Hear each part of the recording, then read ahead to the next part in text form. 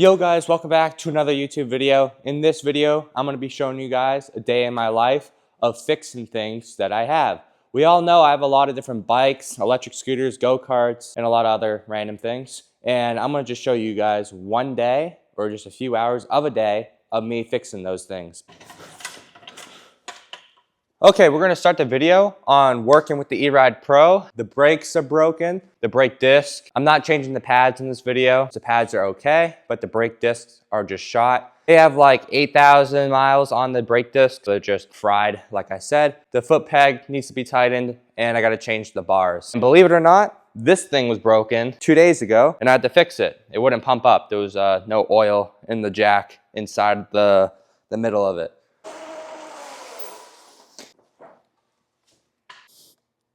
Well, here it is. This is the Eride Pro on the jack. I'm gonna put the foot peg locks on in just a second, and then I'm gonna bring the camera over so you guys can get a closer view. There we go.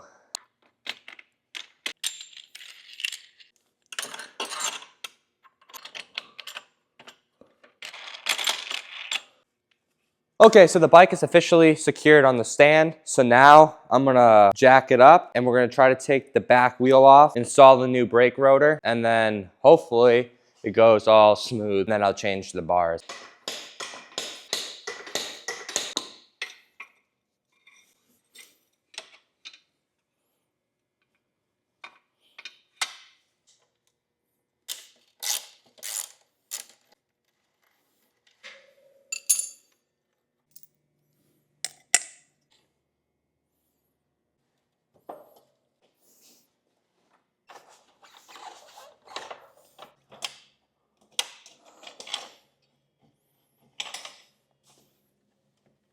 So we successfully have the wheel off. That was actually extremely easy. The only problem is the wheel's so big is when it's on the bike, it's like rubbing against the jack. So when I try to take it off, the chain is tensioned. Kind of a pain, but it only took like 2 minutes. I just loosened the pegs up, slid the bike back even more in the jack, and the wheel just came right off. So now I'm gonna take all the brake rotor bolts off and put the new brake rotor on and then install the wheel back on. That'll be all set, change the bars, and then the bike's done for the day. Also, I gotta just tighten the pegs, and then that's officially done with the bike.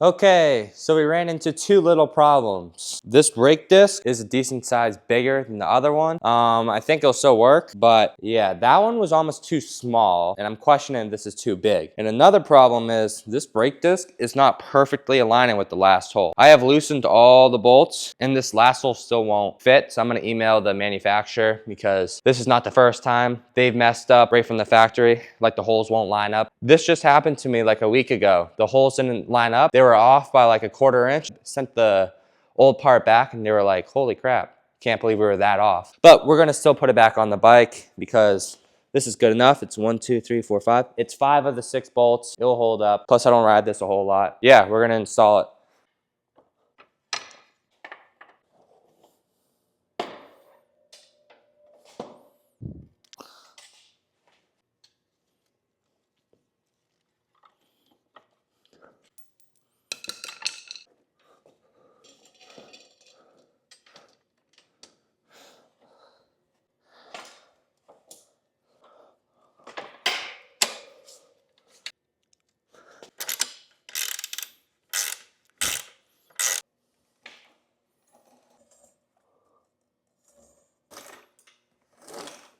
Okay, so I'm 99% sure this is fine. The brake disc is definitely bigger and I definitely need new brake pads, just realizing. But they're on their way. It's not that hard. Only took 5 minutes to take it off and on, but not counting like changing the brake. The whole process together was like 10, 15 minutes, which isn't bad. I know this thing's on the jack, but I'm not gonna move it too fast, but I'm trying to just double check.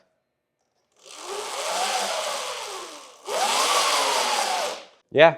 Seems fine. The only thing I realized, I gotta loop the chain a little. It's been a long time since I've done that, so that's probably why it feels a little rough. But the brake pad, well, not the brake pad, the brake disc is all good. It fits, it works so much better. Like if I did that before, it would not stop. It would just like, it would stop, but you know, not that quick. It was that bad. And I know it's just floating in the air and there's no body weight on the bike, but I can already feel that it's 100% better. And when I get this back on the ground, I'll definitely try it out. Okay, so after I ended the other video and was in the middle of like putting parts away and stuff, I realized the wheel wasn't perfectly straight. I just made it perfectly straight, oiled the chain, and now it's perfect. I mean, there's no noise, feels super smooth. So I think this is 100% good right now. So now we're gonna move on to the bars. Here are the bars. They're brand new. What are these? They're warp 9 bars.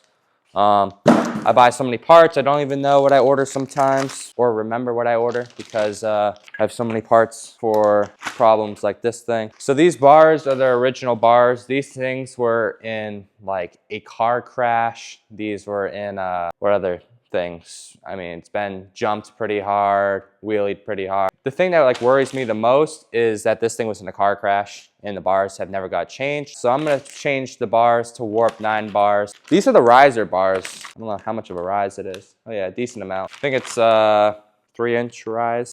I'm gonna start by taking the throttle off, taking the light ignition thing off, the light button, and then the grip on this side, the control, the brake, the screen, and then that should be it.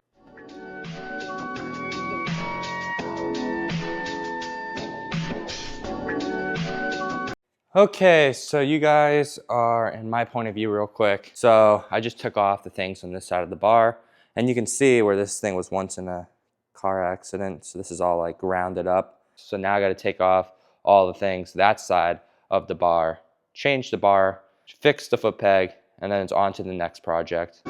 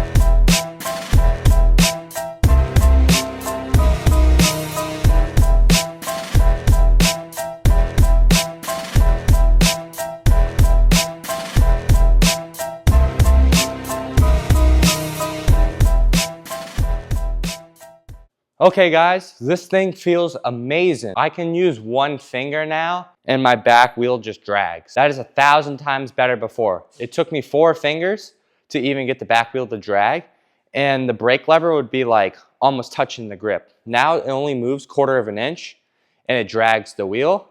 I installed the bars, got everything perfect to my liking. Perfect. I mean, it's definitely taller, but I don't even feel that much of a difference because it feels better on my shoulders because it's more up. Before it was just too low because I'm a taller rider. But no, all the parts I just put on feel great. And now, just for like 30 seconds, I'm gonna just tighten the pegs and then I'm gonna go to project number 2. The bike is officially done for today. Okay, so my camera is dying, so I'm gonna film the rest of the video on my iPhone with the tripod. So if you notice like a quality difference, I think that actually the iPhone's better, but I would rather film with the camera so I can have my phone for like, if I have to Google any, you know, videos on how to fix something. I know how to fix most of this stuff by myself. I don't need any YouTube videos, but just in case that I do, I'd like to have my phone on me. And I can see what the video looks like from my phone, and I can control the camera and stuff. It's pretty cool, but the camera's dying. It charges pretty quick. It only takes like 15 minutes, but I'd rather just get this stuff done. So I'm just gonna film the rest of the video with my iPhone. Okay, we are walking out of my garage. It's freezing out here. It's like 35 degrees, and I'm in a t-shirt. I do see a FedEx truck in front of my house right now. So we're gonna see what they want. And then I'm gonna grab project number 2 and bring it down to the garage. FedEx truck right there. That's the one I was talking about. Okay, I am freezing. This place is not heated. So this is the beast that I'm gonna be working on next. This tire right here is about to blow. I can see some of the threads, not right here, but on the other side of the tire, some of the threads of the tube. So it's time to change that. I'm gonna bring this to the garage because it is freezing here. It's, like I said, I just checked again. It's 32 degrees out, so it's a little cold. Batteries under there. Charger's plugged in. I'm gonna unplug it. Okay, so I'm gonna take the cart out, bring it to the garage, and start working on it. Okay, I just found the tube and tire that I'm gonna be using. Has knobbies on it. The other one was just slicks, so this should last longer. And, well, actually, why do I have a tube in my hand? There's a tube inside of the tire. Look, there's already a tube installed, so that's all set.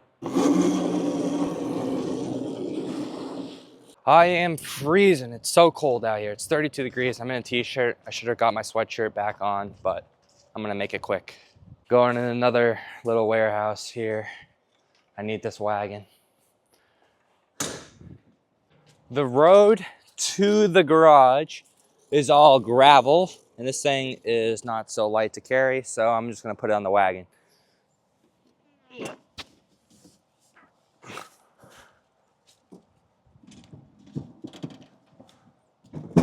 Boom, there we go. Nice and easy. Got a steep hill right here. I'm gonna make sure the cart doesn't slide off. I'm gonna hold it like that.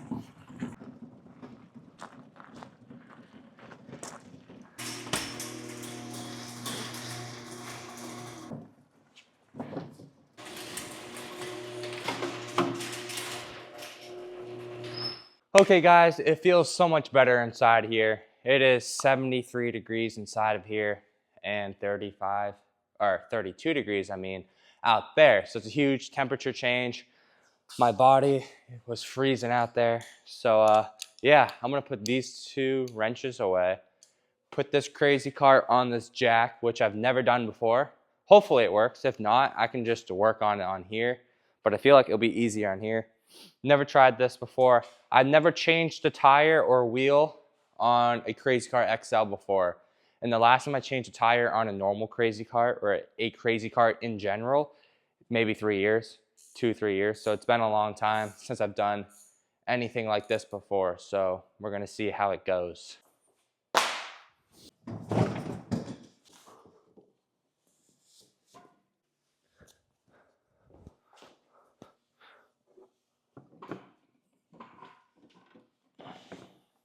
Okay, it looks like the Crazy Cart's okay on the stand, but I completely forgot I have this cheap $20 junk underglow under the cart.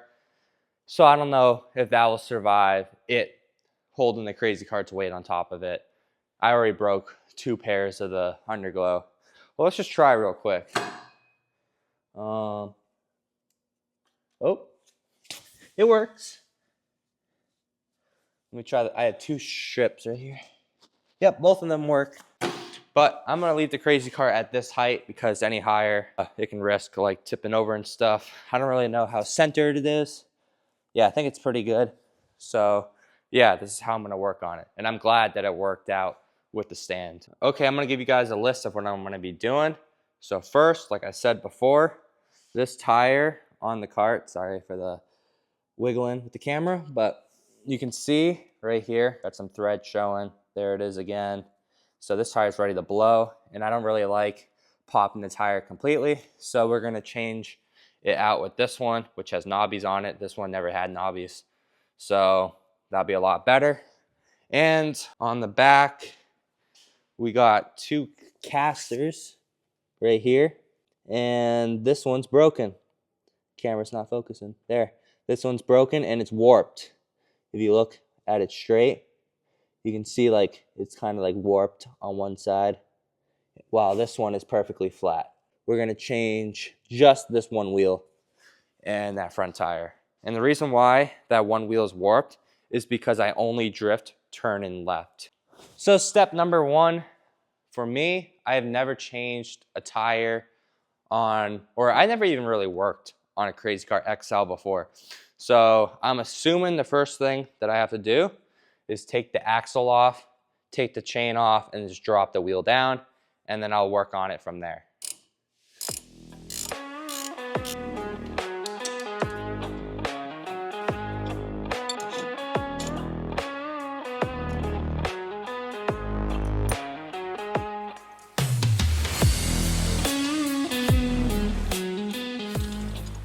Okay, so that was pretty simple and literally took like 30 seconds. So this is what I'm working with here. I got the tire and like a split hub. What I mean by a split hub is when I unscrew the sprocket, there's more screws that make the hub split in half. So yeah, it's a two-part hub. So yeah, I'm gonna take the sprocket off, the wheel apart, change the tire, and it's pretty simple. Axle, you know, a couple washers, spacer, the wheel, spacer, washers, bolt. So it's pretty easy, pretty simple. So I'm gonna get to work on taking the sprocket off.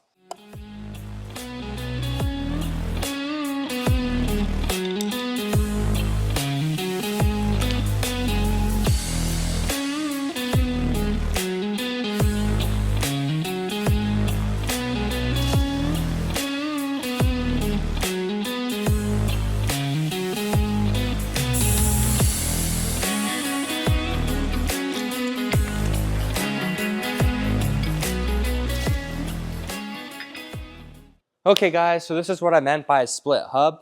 So the hub is like this, with a spacer in the middle, and the wheel or the tire just goes here, and then get that straight.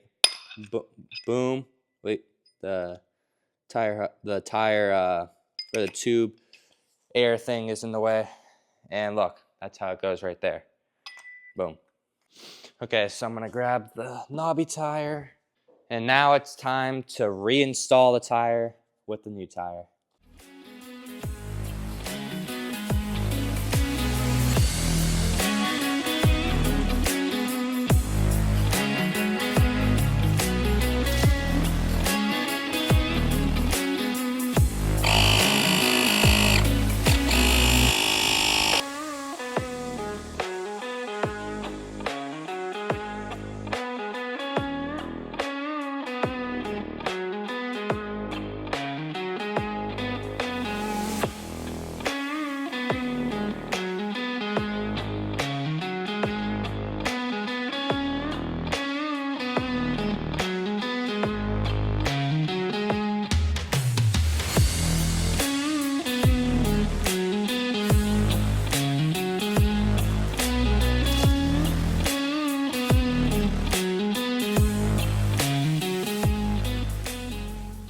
Okay, so the wheel is now installed, and that was a little bit of a struggle to put it back on, but we're going to turn it on for the first time and see if it works.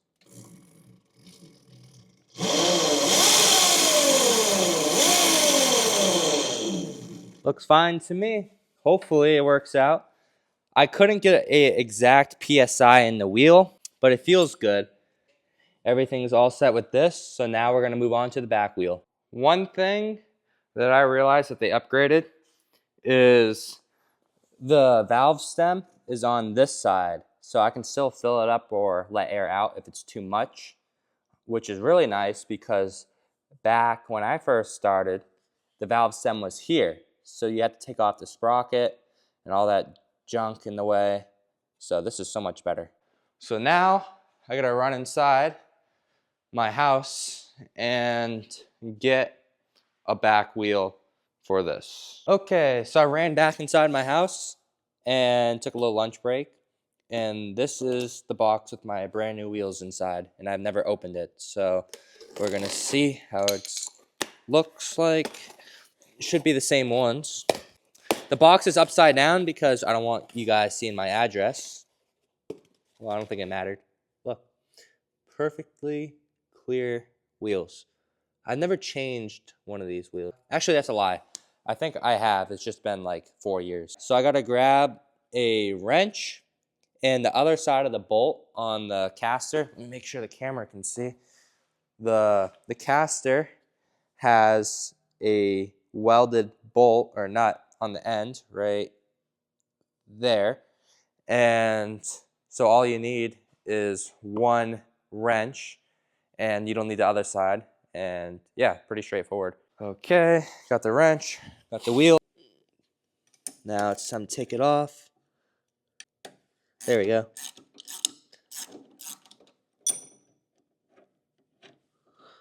Oh, I thought this side was welded.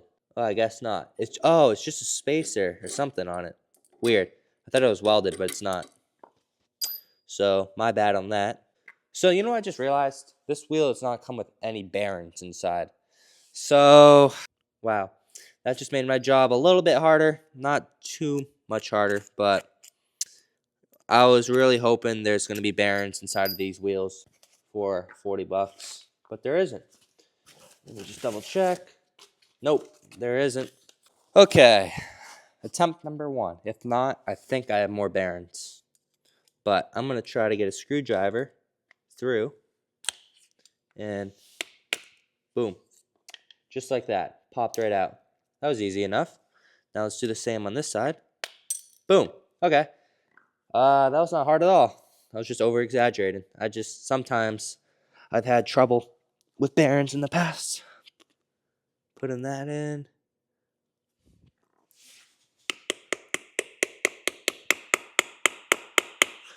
Making sure that's all in good. Okay, that looks good. Pretty simple.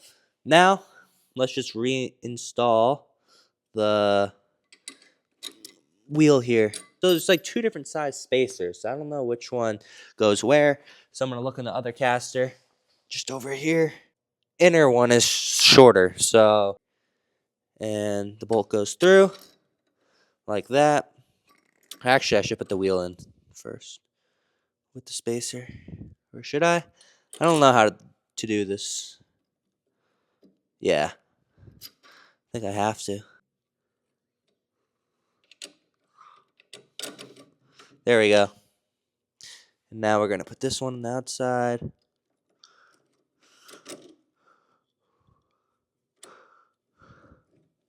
Boom. And then nut goes on the end. There we go. Let's tighten it.